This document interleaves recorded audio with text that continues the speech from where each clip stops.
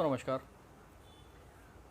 जैसा कि आप स्क्रीन पे देख सकते हैं, आज का विषय जो है बहुत ही रोचक है।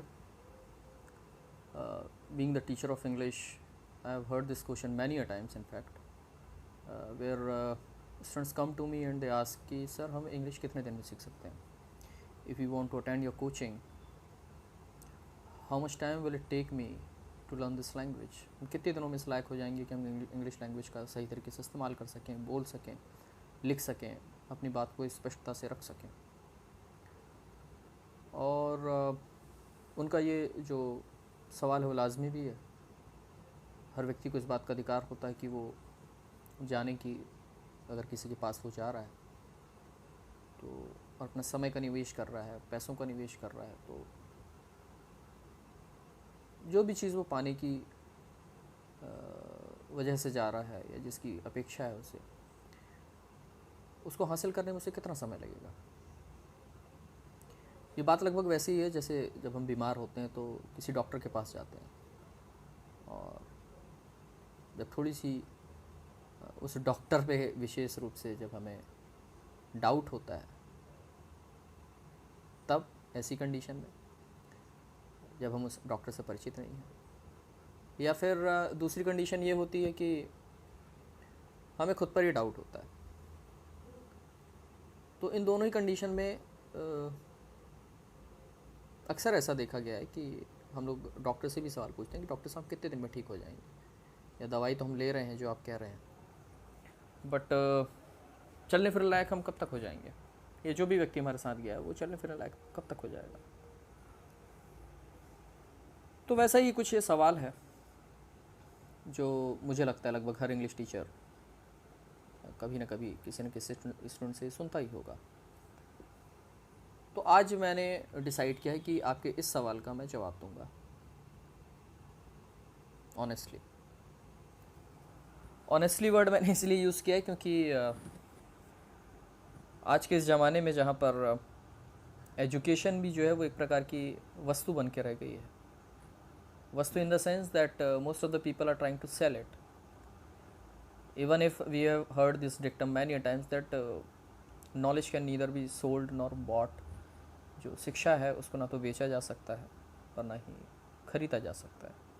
बावजूद उसके आज के टाइम में जिसे हम कमर्शलाइजेशन का टाइम कह सकते हैं, दुर्भाग्य से एक ऐसा समय हम देख रहे हैं जहाँ पर एक मरीज बहुत सारे डॉक्टरों के लिए एक कस्टमर बन गया है, और एक स्टूडेंट बहुत सारे शिक्षकों के लिए कस्टमर बन के रह गया है, एक ग्राहक बन के रह गया है। और शायद यही एक वजह है कि पिछले कुछ दशकों में ख़ास तौर पे हमने नोटिस किया कि हमारी सोसाइटी में, हमारे समाज में शिक्षकों के लिए और डॉक्टरों के लिए विशेष रूप से जो स्थान था, जिसे हम देवतुल्य मानते थे, बहुत सम्मान के साथ देखते थे, उसमें बहुत गिरावट आई है।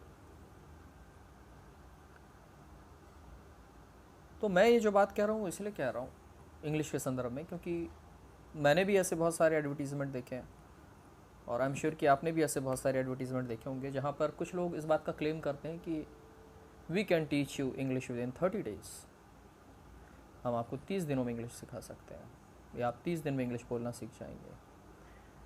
या कुछ लोग तो 30 आवर्स तक का क्लेम करते हैं कि forget about those people who are claiming to teach you English in 30 days, here we are before you who can even teach you English within 30 hours. I don't know what do they mean by that, because both are same almost. जो 30 days बोल रहे हैं वो ये assume करके बोल रहे हैं कि आप रोज़ 1 घंटे देंगे, तो उस हिसाब से 30 आवर्स वो भी बोल रहे हैं। और ये जो बोल रहे हैं 30 आवर्स, तो मुझे लगता है ये कहना चाहते हैं कि चाहे तो आप एक साथ 30 आवर्स बैठ जाएँ, तो आप फर्स्ट सिटिंग में ही after 30 hours when you will leave the chair of your classroom, probably you will leave barking in English. I don't know what do they mean by that, but what is my experience as a student as well as the teacher of English language, I'm going to share that with you. If you ask me कि आप कितने दिन में English सीखेंगे, तो I would tell you कि it depends upon various factors, and therefore if I teach 60 students in a class, the same content, the same teacher, the same time period that I spend with each one of them, I'm sure all those 60 students will vary in terms of taking time to learn this language. वो हर 60 के 60 students जो हैं उस language को सीखने में कितना समय लेंगे ये बिल्कुल भिन्न होगा. क्यों? उसकी कुछ वजह है. पहली सबसे महत्वपूर्ण वजह, वो जो स्टूडेंट सीख रहा है इंग्लिश लैंग्वेज किस वजह से सीख रहा है? वो अपनी इच्छा से सीख रहा है, किसी दबाव में सीख रहा है, किसी डर की वजह से सीख रहा है, उत्सुकता की वजह से सीख रहा है, अवेयरनेस की वजह से सीख रहा है, सीखने की लगन है इसलिए सीख रहा है, या घर वालों ने बोला है इसलिए सीख रहा है. बहुत सारी चीज़ें हैं. ये आपकी साइकोलॉजिकल जो अप्रोच है लर्निंग को लेकर उसको डायरेक्टली प्रभावित करता है. तो इस दृष्टिकोण से अगर देखा जाए तो ऐसे स्टूडेंट्स जो इंग्लिश लैंग्वेज के महत्व को लेकर अवेयर हैं और उसके बाद इस लैंग्वेज को सीखने जा रहे हैं, निश्चित रूप से उनकी जो अप्रोच होगी क्लासरूम के अंदर या क्लासरूम के बाहर इंग्लिश को लेकर, वो बाकी स्टूडेंट्स के कंपैरिजन में बेहतर होगी. दूसरा फैक्टर है उन स्टूडेंट्स का personal educational background, whether they belong to Hindi medium, whether they belong to English medium. I do not mean to say कि हिंदी मीडियम स्टूडेंट्स को ज़्यादा समय लगता है. It's not like that. इसका सीधा सा अर्थ ये है कि अगर इंग्लिश मीडियम के स्टूडेंट्स हैं तो काफ़ी कुछ चीज़ें इंग्लिश की ऑलरेडी उन्होंने सुनी हुई हैं, पढ़ी हुई हैं. इसके दो परिणाम हो सकते हैं. पहला ये कि ये जो उनका पास्ट नॉलेज है रिगार्डिंग इंग्लिश लैंग्वेज, ये या तो उनकी मदद करेगा. कैसे? कि बहुत सारी चीज़ें क्योंकि उनको ऑलरेडी पता है तो उसमें बहुत ज़्यादा उनको एफर्ट करने की ज़रूरत नहीं पड़ेगी. लेकिन कई बार ये उनके लिए नुकसानदायक भी हो सकता है. वो कैसे? वो ऐसे कि just because they have some knowledge of this language that they acquired in their school or in their colleges for that matter, they may have a wrong assumption about themselves that we already know this language, so we don't need to be so attentive that rest of the students are supposed to be. तो उनके मन में ये भ्रम भी हो सकता है कि क्योंकि हम एक पर्टिकुलर मीडियम से पढ़े हुए हैं तो हमको तो ऑलरेडी ये लैंग्वेज आती है, तो हमें उतना क्लासरूम में ध्यान देने की ज़रूरत नहीं है जितना कि बाकी लोगों को ध्यान देने की ज़रूरत है. तो उससे एक लापरवाही पैदा हो सकती है वहाँ पर. ये दूसरा फैक्टर हो गया. हिंदी में स्टूडेंट्स के साथ वही चीज़ हो गई, क्योंकि उनका बैकग्राउंड उतना स्ट्रांग नहीं है तो ऑब्वियसली हर कॉन्सेप्ट उनके लिए नया होगा and that will demand them to be more attentive. But इसके साथ एक प्लस चीज़ भी है कि उनको नहीं आता है और ये चीज़ उनको पता है कि उनको नहीं आता है, और since they have come out of awareness regarding importance of English language, they will not require to be constantly monitored. उनको ज़रूरत नहीं पड़ेगी आप कॉन्स्टेंटली मॉनिटर करें और इंस्ट्रक्शन दें कि आप ध्यान दीजिए. वो स्वयं आ रहे हैं और उनको ये पता है कि हमें इंग्लिश नहीं आती, तो ऑब्वियसली बहुत ज़्यादा ध्यान देंगे, बहुत अटेंटिवली इस चीज़ को अटेंड करेंगे. तो ये फैक्टर उनके लिए बहुत प्लस हो सकता है.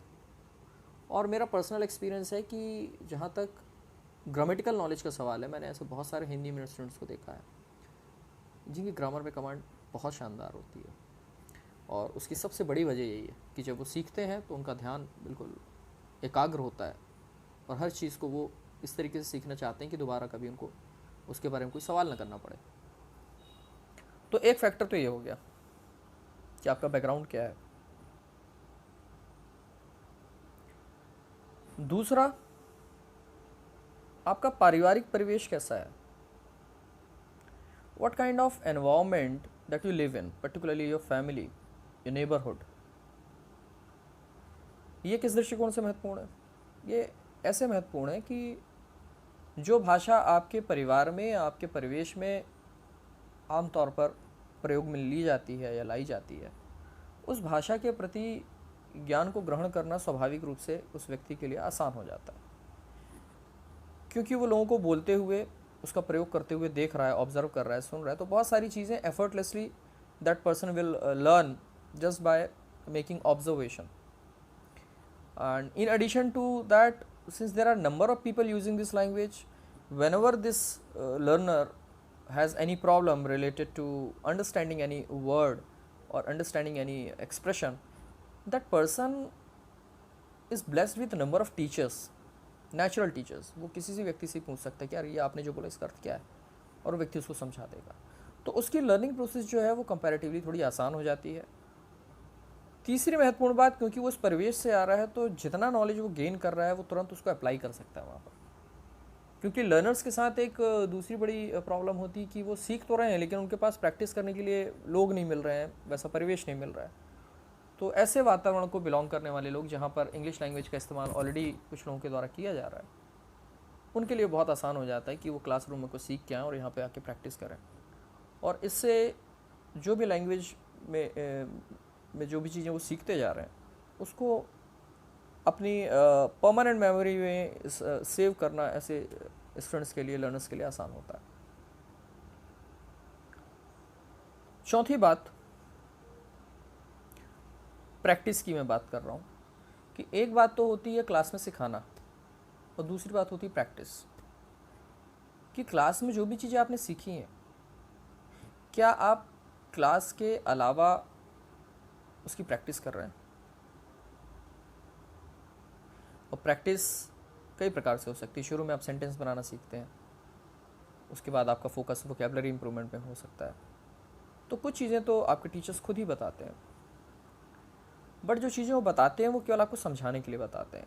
अभ्यास का जो पार्ट होता है वो स्टूडेंट को खुद ही प्ले करना होता है. तो वहाँ पर बहुत ध्यान देने वाली बात है कि भले ही आपका टीचर कितना भी श्रेष्ठ क्यों ना हो, कितना ही अच्छा क्यों ना हो, भले आपको बातें कितने भी अच्छे समझ में क्यों ना आ रही हो, but that doesn't mean that you are an exceptional case where you can acquire fluency of this language without having sufficient practice. It's not like that. तो प्रैक्टिस बहुत इंपॉर्टेंट चीज़ है. नेक्स्ट फैक्टर है टीचर हिमसेल्फ और her self for that matter. कि जिस शिक्षक का आपने चुनाव किया है उस शिक्षक का स्वयं का ज्ञान इस भाषा के प्रति, प्लस उसकी समझ इस बात को लेकर कि स्टूडेंट्स में आमतौर पर किस किस प्रकार की गलत धारणाएं होती हैं, किस किस प्रकार के उनके मन में डाउट्स आते हैं, किस किस प्रकार के प्रश्न आते हैं, प्लस उस शिक्षक की एबिलिटी कि किस तरीके से अपनी क्लास को अधिक से अधिक informative and at the same time interesting बना के रख पाता है वो. क्योंकि देखा गया है कि every knowledgeable person cannot be a teacher for sure, because teaching itself is an art. आप केवल बीएड या पीएचडी करने से टीचर नहीं बन जाते हैं. ये अपने आप में एक कला होती है जो इनबॉर्न होती है. तो अगर आपके अंदर वो कला नहीं है कि आप समझ सकें कि आपके अंदर जो किसी चीज़ को लेकर ज्ञान है उसको किसी के साथ कैसे शेयर करना है, बिना किसी को ये एहसास कराए कि आप बहुत बड़े ज्ञानी हैं और वो व्यक्ति बड़ा दया का पात्र है क्योंकि वो अज्ञानी है किसी मायनों में, तो बिना किसी की सेल्फ रिस्पेक्ट को हर्ट किए, whether you are able to sensitively handle the curiosity of your student or learner for that matter is a matter of art or creativity. तो टीचर की काबिलियत बहुत मायने रखती है इसमें. टीचर का काम केवल नॉलेज देना नहीं होता है, उसको कॉन्स्टेंटली मोटिवेट करना होता है अपने स्टूडेंट्स को.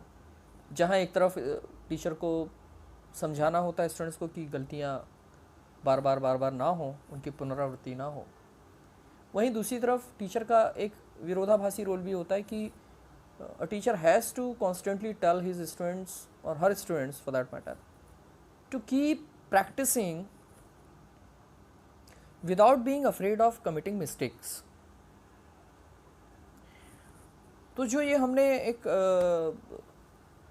बात सुनी थी, किसी कवि की बात थी जिसमें वो गुरु को एक कुम्हार से कंपेयर करता है. कुम्हार, I am sure you know the Potter, जो मिट्टी के पात्र बनाता है, मटके बनाता है, दिए बनाता है, तो आमतौर पे जब वो मटके बनाता है तो अंदर से थपकी देता है, अंदर से सपोर्ट करता है, बाहर से थपकी देता है।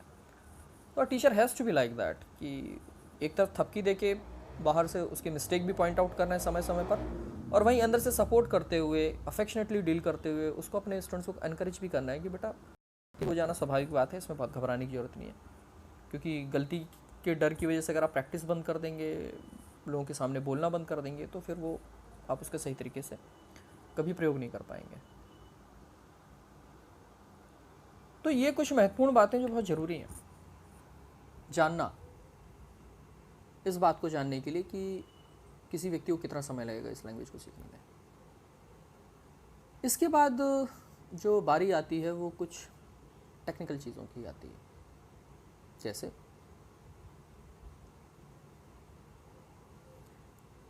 आप जो चीज़ सीख रहे हैं वो किस सीक्वेंस में सीख रहे हैं। मैं इसी के ऊपर आऊँगा। ये जो आप स्क्रीन में देख रहे हैं कि एक कोने में मेरा डरावना चेहरा लटका हुआ और बाकी पूरी स्क्रीन खाली है, तो there is a purpose behind it.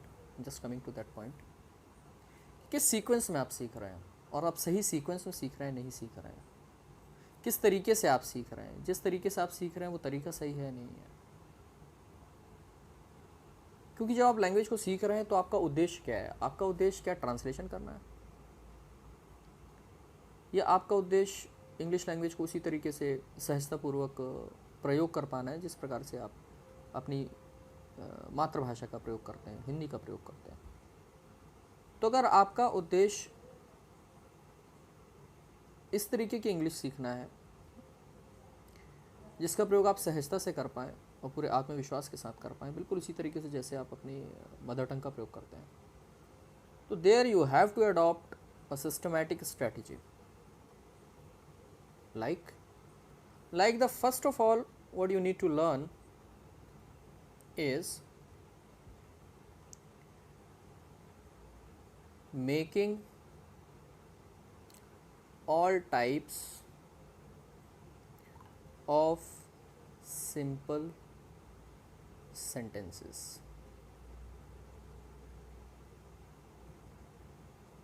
तो जब आप इंग्लिश सीख रहे हैं तो आपका पहला उद्देश्य होना चाहिए कि सभी प्रकार के, और मैं सभी प्रकार के बोल रहा हूँ तो इसमें मतलब आपको पता है कि सेंटेंसेस के बहुत टाइप्स होते हैं, affirmative, negative, yes no type interrogative, WH type interrogative, active voice के सेंटेंस, पैसिव वॉइस के सेंटेंस। तो इन सारी कैटेगरी को मिला के फोकस किस पे कर रहे हैं आपको? सिंपल सेंटेंसेस आपको बनाने आने चाहिए, हर प्रकार के सिंपल सेंटेंस। ऑलराइट, तो सबसे पहले सिंपल सेंटेंसेस हमें बनाने आने चाहिए, इस पे फोकस होना चाहिए। और इसके पैरेलल में क्या चलना चाहिए? इसके पैरेलल में चलना चाहिए वोकैब इम्प्रूवमेंट। अब वोकैब इम्प्रूवमेंट तो बहुत बड़ी चीज़ हो जाती है, तो क्या आप इसके साथ भी करेंगे? नहीं, vocab improvement particularly regarding main verbs. मतलब जब आप सिंपल सेंटेंसेस बनाना सीख रहे हैं, आपको पता है कि उसमें अलग अलग सेंटेंसेस बनाते समय मेन वर्ब के अलग अलग फॉर्म का प्रयोग होता है। कहीं पे फर्स्ट फॉर्म का आप प्रयोग करते हैं, कहीं पे सेकंड फॉर्म का प्रयोग करते हैं, कहीं थर्ड फॉर्म का, कहीं फोर्थ फॉर्म का, ये आपको पता है। तो केवल स्ट्रक्चर रटने से काम नहीं होगा। अगर आपने आज क्लासरूम में कैन का प्रयोग करना सीखा है और कैन के साथ आपने वर्ब के फर्स्ट फॉर्म का प्रयोग करना सीखा है, तो आपसे अपेक्षा की जाती है कि जब आप सीख के आ जाएं घर में तो कम से कम 10 से 15 अलग अलग वर्ब का प्रयोग करें उसके साथ। I can teach English, I can speak English, can you teach English, can you speak English, I can not go there, I can not sit with you, I can not talk to you, I can not waste my time, I can not buy such an expensive phone. अब देखिए कितने सारे word मैंने इसमें use किए, buy, sell, waste, talk, number of things, ये सब क्या है? वर्ब है। तो वास्तव में सिंपल सेंटेंसेस सीखने के साथ साथ मैं वर्ब की बात इसलिए कर रहा हूँ because verbs play the pivotal role in making any sentence. और जब वर्ब आपको पता होती हैं, उनके अर्थ आपको पता होते हैं, उनके सभी फॉर्म पता होते हैं, तो simultaneously you become more and more expressive. आप साथ में ही अपनी बातों को अधिक से अधिक स्पष्टता के साथ अभिव्यक्त करने में सक्षम हो जाते हैं, क्योंकि वर्ब को देखते ही आपके मन में अलग अलग प्रकार के विचार आने चालू हो जाते हैं, जहाँ तक सेंटेंसेस बनाने की बात है, जहाँ तक प्रैक्टिस की बात है। तो इसलिए सबसे पहली चीज़ जो ध्यान रखने की वो ये है कि जब हम सिंपल सेंटेंस सीख रहे हो उसके साथ में ही हमने vocab improvement that is related to main verbs हमने उसी के साथ में स्टार्ट कर दिया। अब जब हमने ये प्रोसेस स्टार्ट कर दी है, अब सपोज़ एक ऐसी स्टेज में आ गए जहाँ पे हमको सिंपल सेंटेंसेस सारे आने लगे हैं और हमारी मेन वर्ब की भी जहाँ तक बात है तो आम तौर पे जो भी वर्ब प्रयोग की जाती हैं लगभग हमको उनकी सारी जानकारी हो गई है। तो अब हम क्या करें? तो अब हम इस बात पे फोकस करें कि क्या हम हर प्रकार के कंजंक्शंस का सही इस्तेमाल कर पा रहे हैं।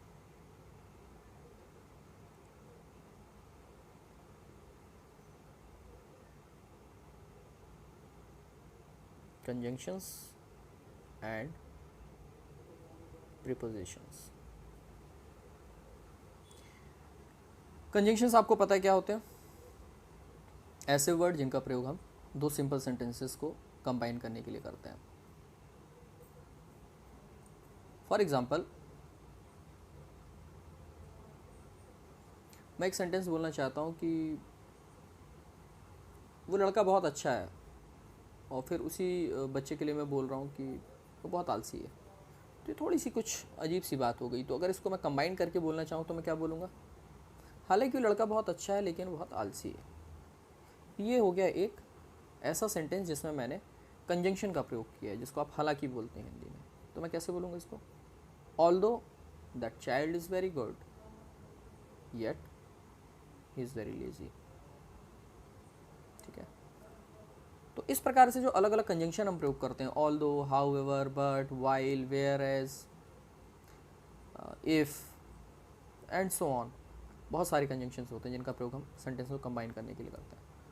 तो इनका प्रयोग हमें आना चाहिए, प्रीपोजिशंस का प्रयोग आना चाहिए, इनके ऊपर फोकस होना चाहिए। प्रीपोजिशंस मतलब आप जानते होंगे, in, on, over, above, behind, beside, something like that. तो सारी चीज़ें जो है इन पर हम फोकस करें। इनसे रिलेटेड बहुत कन्फ्यूजन होते हैं, कुछ गलतियाँ होती हैं। शुरू में इनके ऊपर बहुत फोकस नहीं करना है।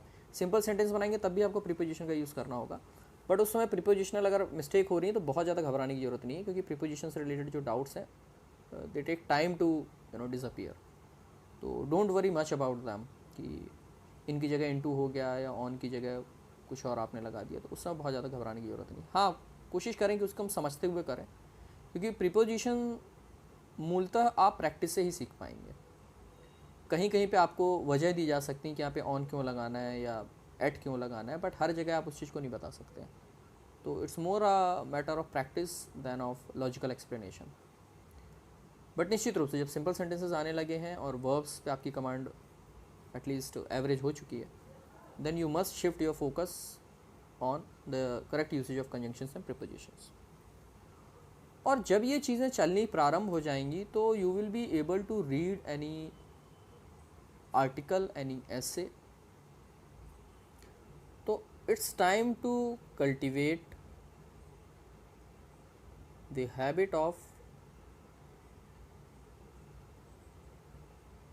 reading on regular basis. और जब अपने को सिंपल सेंटेंस की मीनिंग आने लगी, वर्ब्स हमको मीनिंग पता चल गई, कंजंक्शंस की मीनिंग पता चल गई, प्रीपोजिशन की मीनिंग पता चल गई, तो इसका मतलब ये है कि हम एक पैराग्राफ को भी समझ सकते हैं, एक ऐसे को भी समझ सकते हैं, एक आर्टिकल को भी समझ सकते हैं। तो समझ तो सकते हैं, लेकिन पढ़ें उसको तब तो समझ में आएगा वो कि कितना समझ सकते हैं। तो जब आप उसको पढ़ेंगे तो आपको दो बातें समझ में आएंगी कि पहले से अभी में आप में क्या अंतर है, कितनी सारी चीज़ें अभी समझ में आ रही हैं। दूसरी, उसमें कुछ ऐसे शब्द मिलेंगे जिनके अर्थ आपको नहीं पता है, तो they will naturally help you to contribute to improvement of your vocabulary. तो रीडिंग के साथ साथ आपकी वोकैब इम्प्रूवमेंट भी चालू हो जाती है। और रीडिंग में सबको ये मालूम होना चाहिए कि रीड करते समय ही आपको डिक्शनरी ओपन करने की ज़रूरत नहीं होती है। केवल उन्हीं शब्दों को आप मार्क करें जिनको हम कीवर्ड बोलते हैं। कीवर्ड का मतलब होता है एक सेंटेंस आपने पढ़ा और उसमें कोई ऐसा शब्द जिसके अर्थ को जाने बिना आप होल सेंटेंस की मीनिंग आप नहीं निकल पा रहे हैं। तो ऐसा अगर कोई शब्द है तभी उस वर्ड की आपको मीनिंग फाइंड आउट करना है, that too at the end of reading a particular paragraph, बार बार, क्योंकि इंटरप्शन होगा अदरवाइज। तो इसको आप स्टार्ट करें। Parallel to this you should also start listening, which is very important. Listening to different types of conversations,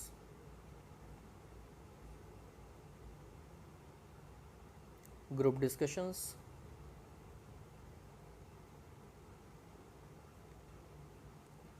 and debates। ये आपको YouTube पे भी मिल जाएगा बहुत आसानी से, न्यूज़ चैनल में मिल जाएगा। तो अलग अलग प्रकार के जो कन्वर्जेशन होते हैं, इंटरव्यूज़ हो सकता है किसी के साथ, किसी सेलिब्रिटी से कोई टॉक हो सकती है, किसी जर्नलिस्ट की, ग्रुप डिस्कशन न्यूज़ चैनल में, ग्रुप डिस्कशन और डिबेट बहुत आम बात है। तो इनको सुनने से भी आपका कॉन्फिडेंस भी बढ़ेगा, आपको ये भी पता चलेगा कि अभी आपका स्तर क्या है, कितनी सारी चीज़ें आपको समझ में आने लगी हैं, प्लस आपको ये भी पता चलेगा कि उसमें कौन सी चीज़ें हैं जो भी हमको और ऐड करनी है। ठीक है। और बहुत अच्छा होगा कि इसी के साथ साथ आप क्या चालू कर दें, writing your own thoughts on different topics. आप एक अपनी डायरी बना लीजिए, एक नोटबुक बना लीजिए। तो जनरल टॉपिक जो सामान्य जीवन से जुड़े हुए होते हैं व्यक्ति के, उन पे आपकी राय क्या है, आप उनके बारे में क्या सोचते हैं। जैसे अपन हिंदी में लिखते हैं वैसे इंग्लिश में लिखें, और आप देखिए कि वो जो आप लिख पा रहे हैं अपनी बात को, क्या हर प्रकार के थॉट आप एक्सप्रेस कर पा रहे हैं, नहीं कर पा रहे हैं। अगर कोई थॉट ऐसा आ रहा है जिसको आपको, you are very much confident that you are making mistake and you are not able to express it correctly, तो भी आप उसको लिखें, उसको मार्क करके रख लें, अपने जाकर टीचर से पूछें कि सर मैं ये कहना चाहता था या मैं ये कहना चाहती थी, but I doubt if I have written correctly और not, so please see it, and if I have committed any mistake, please guide me how to remove that mistake forever। तो राइटिंग स्टार्ट करें। और बात जो speaking की है, ये यद्यपि मैं भी 6 पॉइंट में लिख रहा हूँ, लेकिन इसको आपको कहाँ से स्टार्ट कर देना है। स्पीकिंग आपको स्टार्ट कर देना है right from the very beginning of learning English. When you start learning making a simple sentence, then itself you have to decide कि मुझे ये आज वर्ड की मीनिंग पता चल गई। फॉर एग्जाम्पल मुझे कैन का अर्थ पता चल गया है, तो अब जब कभी भी किसी भी कॉन्टेक्स्ट में मुझे ऐसा लगता है कि यहाँ पर जो मैं बात कह रहा हूँ हिंदी में, इसको इंग्लिश में कहने के लिए कैन का प्रयोग किया जाना चाहिए, तो वहाँ पे instead of using Hindi you should use English language and you should try to express yourself by using can, because you already know how to use can. तो जैसे जैसे आपको एक एक शब्द का अर्थ पता चलता है, वैसे वैसे आप उस शब्द के प्रयोग को अपने जीवन में लाना प्रारंभ कर दें। और इस तरीके से आप एक ऐसे स्तर पे पहुंच जाएंगे जहां पे आपको लगेगा कि अब मुझे इतनी इंग्लिश आने लगी है कि मैं अपनी बातों को रख पा रहा हूं या रख पा रही हूं, और दूसरों की जो बातें हैं उनको समझ पा रहा हूं या समझ पा रही हूं। फिर भी लर्निंग प्रोसेस वहाँ एंड नहीं होती है। तो वोकैबलरी एक बहुत बड़ा एरिया होता है, and improvement of vocabulary is a gradual process. It doesn't take place overnight. एक दिन में या एक हफ्ते या एक महीने की बात नहीं है, डिपेंडिंग अपॉन कि आप कितना टाइम इसके लिए स्पेंड कर पा रहे हैं। It takes time. Even I और my colleagues who teach English language, who are very senior to me, much more learned than me, even they cannot claim to have learned everything about this language. So as such, process of learning never ends. But yes, if by learning English language you mean to say acquiring an ability to express yourself confidently, at least an ability to acquire an ability to express some very basic thoughts of yours or some very basic feelings of yours, I think for an average learner it should not take time more than 6 months।